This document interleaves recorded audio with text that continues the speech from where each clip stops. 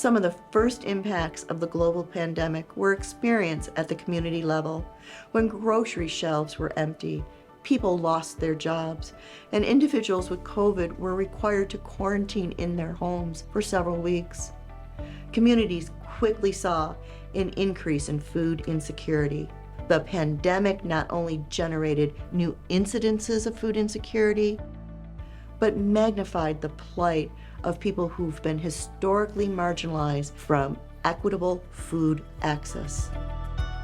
Long after the pandemic's most adverse effects, there are still lingering consequences to our food supply. The most concerning are those that result in people going hungry. It's a fixable problem if we commit ourselves to solving it, and that's why in making this series, we had a few clear objectives. To determine the effects the COVID-19 pandemic had on local, regional, and global food systems through an analysis of the food system in the western southern tier of New York State. To help you better understand and appreciate how our food systems work and recognize how much more reliable and eco-friendly local food systems are for us as consumers. To shine a light on some of the issues that our farmers, distributors, and advocates face on a daily basis at every stage of the food system. And to issue a call to action by encouraging you to make a few new choices that will positively impact the local food system, your health, the environment, and ultimately your own bottom line. And not to be too presumptuous, but I think we've managed to check all those boxes. So now that we are nearing the end of our journey through the food system in the western southern tier of New York State, let's have one last visit with local farmer and farmers market manager, Stephanie Benning. I'm Stephanie Benning, and I'm the manager of the Olean Area Farmers Market, and I've been doing that for 6 years now. But I was involved with the market previously as both a vendor employee for farms and then later as a volunteer to get the SNAP program up and running. So it was, I think, pretty new working with the Farmers Market Federation of New York at that time to do that program. And we've never stopped doing it since. We added the Double Up program into it maybe around 2015, 2016. So now we participate in that to match the SNAP dollars up to $20 for additional fruit and veggie tokens. That program gets more food to more people. It frees up people's income to spend at other vendors and gets more money allocated toward our local farmers. So I love it. And that's what we need more than anything, is enough support for farms that farmers markets can continue to exist. Because farmers markets depend on having enough of a variety to get people to want to come. And when farms are disappearing, I forget what the number is, I just saw on Agrarian Trust the other day, like 37 farms a day or something like that. There's not enough variety, even for the solid vendors that are there, to make the customers want to keep coming every week. And as soon as that starts, it's a slippery slope from there. So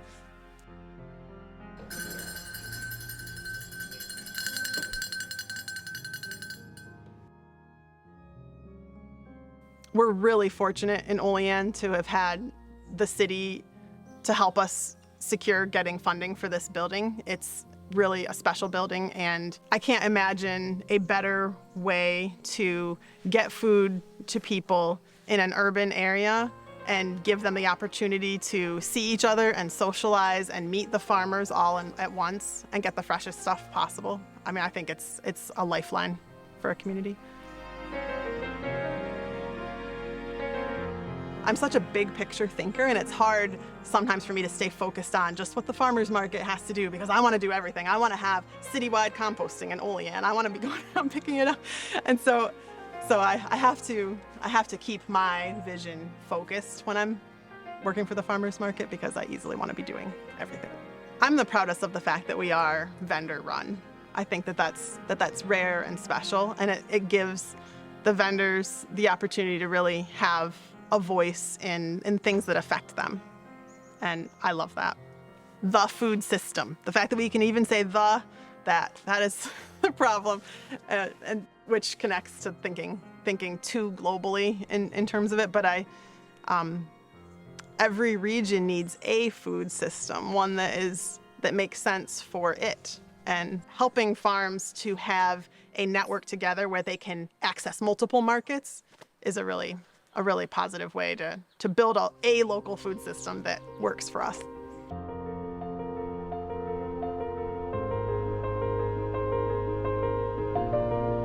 Up until this point, we spent the majority of our time calling attention to issues affecting our food system that were either amplified by the pandemic or have been around for so long that they've become par for the course, instead of receiving the urgent attention they so desperately need.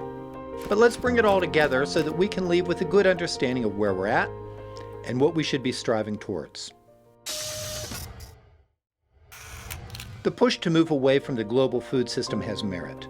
You see, while there are many, especially in lesser developed countries, who tout the benefits of globalization because it has opened up trade, created jobs, and even helped to alleviate food insecurity, the truth is the cost far outweighs the benefits. The global food system is responsible for contributing an enormous amount of greenhouse gas emissions to the global warming we are now experiencing. Too much of our land is being used to grow food in unsustainable ways and is having a dreadful effect on the environment. The irony is that large-scale agriculture is not only a significant contributor to climate change, but also a victim. Crop loss due to climate change creates huge disruption. And as the pandemic proved, disruptions to the global food supply chain can have catastrophic repercussions for all who depend on it. So really, it's just common sense. If everyone depends on one system and it fails, then everyone suffers. But if we all depend on our regional system, then failing systems can't affect everyone. Globalization also increases the cost of inputs and forces the price of commodities to unsustainable levels for local farmers, who can't produce enough to compete with larger farms, and usually don't have access to global markets. Then there's water, the lifeblood of this planet, and without which we will all cease to exist within a few days. According to the Food and Agriculture Organization of the United Nations, on average, agriculture accounts for nearly 70% of the world's freshwater withdrawals. By 2057, when the population is expected to reach 10 billion, that will need to increase by approximately 15%. The fact is that the global market encourages the overproduction of food to stimulate economic growth, which in turn puts a strain on freshwater supplies. Another consequence of globalization is the rise of chain stores and supermarkets that source their goods from far and wide, and for the most part don't benefit local economies. When domestic policies are made, they tend to ignore the health of the consumer, the farmer, and the vitality of local economies. They are geared toward profit-minded, corporate agribusinesses who can afford to lobby for what they want. The list of problems with the global food system is too long to explore fully in this series. But you've heard enough to know that the problems are real and demand urgent attention. But let's talk about our local and regional systems, because therein lies the answer to many of our food supply needs. A lot of credit must go to the pantries and food banks who provided emergency food services during the pandemic and played a significant role in mitigating the increase in food insecurity, and in remembering the tragic 2022 hate crime that took place in Buffalo, New York, and forced the temporary closure of the only supermarket in that area. It was the local food bank and food pantries, not some global entity, that came to the rescue to prevent a low food access crisis. It's the people who are close to us that will be the first to lend a helping hand, and local food systems are just that, communities of people helping each other. You've repeatedly heard that localized food primarily benefit local economies. So we need to return to investing in and building or rebuilding local and regional food systems. When food systems are strengthened at a regional level, they tend to operate somewhat independently of the larger global system. So what then are some of the things we can do to strengthen the food system in the western southern tier of New York State that might also apply to local food systems everywhere? Well, here are some ideas.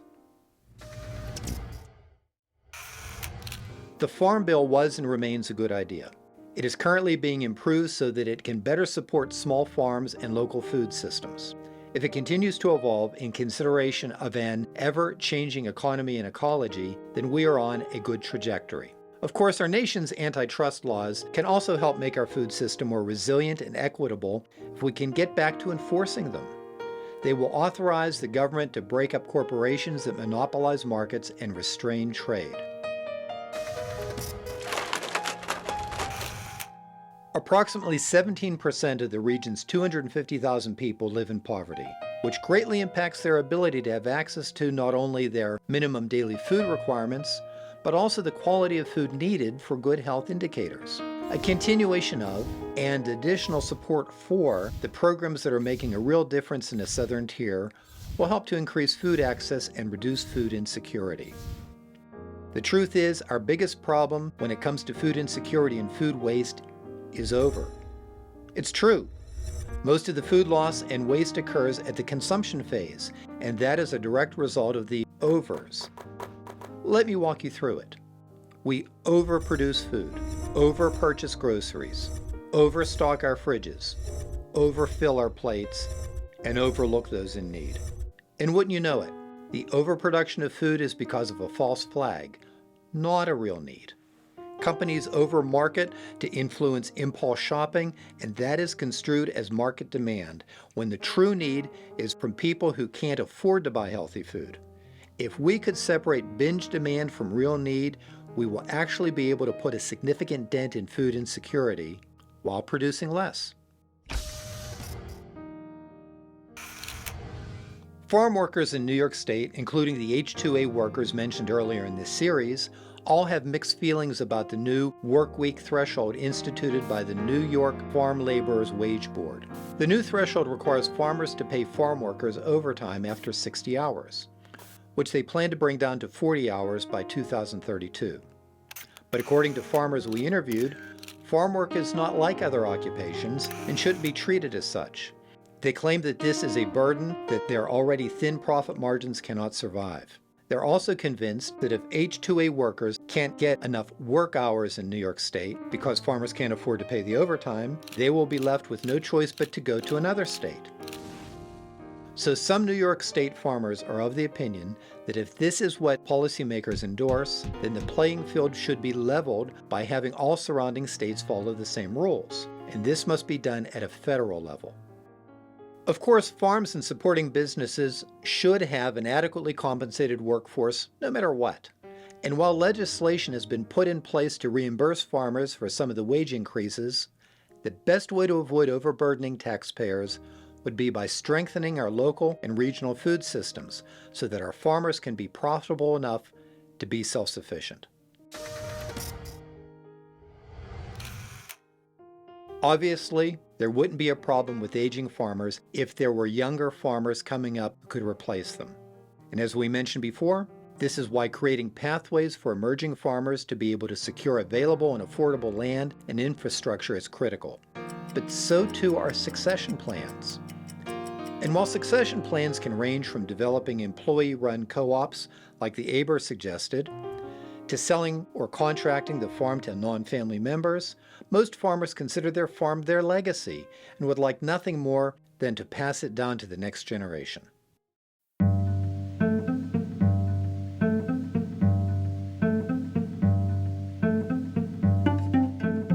My name's Layla Mankaman. I'm 17 years old. I'm about to be 18. And I had an internship at Rise of Swine, and I learned a lot in the last year. I actually just graduated high school. I finished the last couple years homeschooled, so I was able to kind of use my job here as a motivation to be a part of something way more rewarding than I ever thought it would be. I do all the daily chores, that is moving all the animals and feeding them and watering them and any other projects that need to be done around the farm. Not a lot of people realize the work that goes into the food that goes onto their plate. They just don't know about it, really. I think one main problem is that so many people rely on things like supermarkets, and when people rely on things like supermarkets, they're relying on huge manufacturing farms. And if they were to do things like shop locally, that would help out all of the local farmers rather than the big manufacturing facilities. My favorite thing on this farm is probably split between two things. Well, other than my amazing bosses. That one mama sow that loves her belly rubs, that'll just flop over like a puppy dog, or a couple of our breeding cows, Clarabelle and Babybelle, and Walter the bull. Oh my gosh, they're such babies to me. For me, my job is amazing. I mean, I provide clean, healthy food for families And I do plan on staying in the local farming industry. I don't know where exactly I'll go, but I'm very happy where I am right now at Rising Swine. A little over a year ago, I never would have thought I'd be doing something like this, but it just kind of fell into my lap, and right now I'm just seeing where it takes me. With an average of 12,235 farms being lost annually in the U.S. since 2010, we need to do more to attract younger farmers and also to ease the burden for those who inherit farms from their families. Capital gains, I think, is a big factor if farms have to change hands, especially if they're being inherited.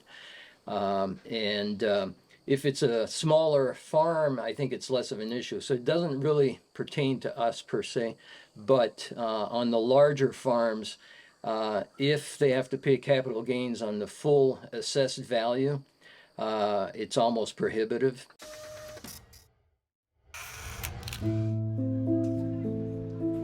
We have a farm, we raise Black Angus beef cows and pigs, and it's pretty cool to have like locally raised meat. You know, they're not, no growth hormones, you know where they're coming from, no antibiotics, our herd is very small, the pastures that they're on are massive, so you know that they have like a good quality of life, and I think that that's so important. Consumer demand for locally sourced meat, dairy products, and processed food items remains strong. This is the conundrum. Strong demand, but inconsistent and low supply of local food, especially meat. Bottlenecks and inefficiencies in the processing element has meant that local output hasn't met local demand. The fix for this problem seems like a no-brainer. Legislation should allow for more USDA processing facilities by investing in community-scale processing establishments located near the farming areas. But many roads lead back to issues like climate change and food waste, so while we're on the topic of meat processing, it would be prudent to mention that raising livestock for meat consumption generates as much greenhouse gas emissions as all the automobiles in the world combined. So we also have an obligation to the environment when we think about livestock. And while meat is a very important source of nutrition, and also has cultural significance for people all around the world, the consumption of meat has increased exponentially over the last 50 years. And this is not only bad for the environment, but also increases the risk of heart disease, cancer, and obesity. Cutting back on meat consumption would go a long way in reducing carbon emissions and is also healthier for everyone. And since food waste was mentioned, here's another good idea that will make for more responsible meat consumption. We need to encourage more whole animal buyers, such as restaurants and institutions, that will use the entire animal, which reduces waste and, in many cases, the need for USDA slaughter. We all share in the responsibility for getting to this point, and therefore the onus is on all of us to correct our course for the sake of the next generation.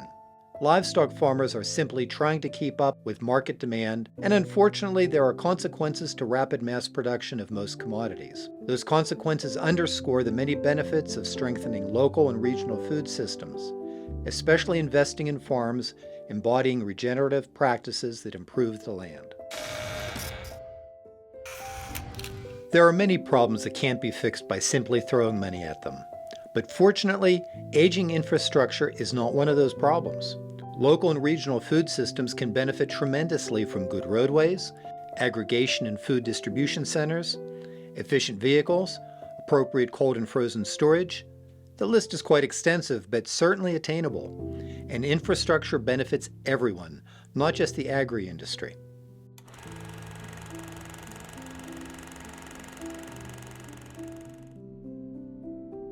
Our findings as we presented them suggest that the pandemic did indeed affect the global food system the most. But that doesn't mean that the local and regional systems didn't also take a hit. It's just that they proved to be considerably more resilient. So in conclusion, it would be safe to say that the push to reinvigorate and return to local systems is our most viable option in our quest for sustainability. There is a trending effort to view food as a basic human right, almost like a public utility, and that access to basic food for good human health should be provided to all people. And it all starts with a conversation. We hope that you enjoyed this series and that it will help guide you towards better choices in the future. So thank you for joining us. and welcome to the conversation.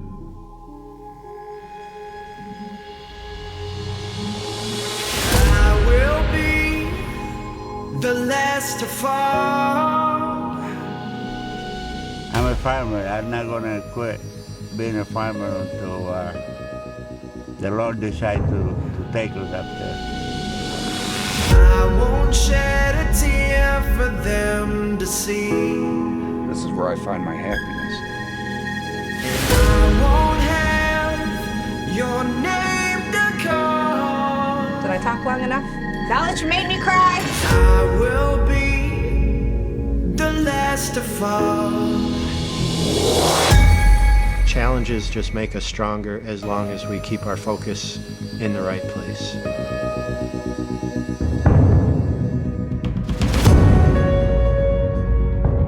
The best crop of Sunny Cove Farm are the children that we've raised there.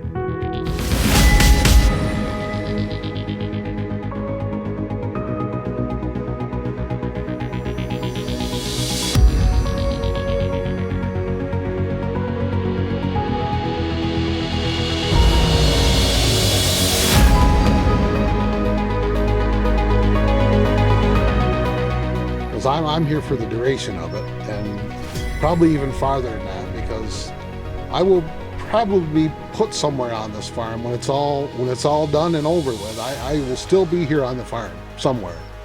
It's really amazing. Well, welcome to our food system. Our goal here is just to bring that fresh local produce to the community and really emphasize that it's local. It's local, and there's so much power in that.